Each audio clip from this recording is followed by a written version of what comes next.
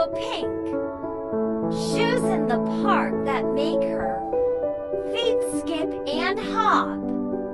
She wears the shoes every day, spreading joy and laughter wherever she goes.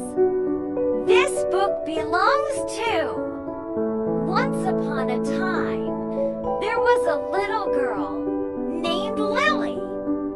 She loved to play in the park, but she didn't have any shoes that fit her. One day, Lily was playing in the park when she saw a pair of pink shoes sitting on a bench. The shoes were shiny and new, and Lily thought they were the most beautiful shoes she had ever seen.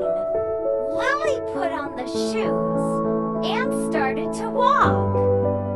To her surprise, the shoes made her feet skip and hop.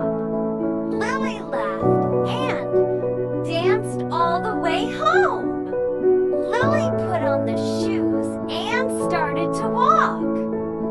To her surprise, the shoes made her feet skip and hop. Lily laughed and danced all the way home. When Lily got home, she told her mom about the magic shoes. Her mom was amazed and asked Lily where she had found them. Lily said she had found them in the park.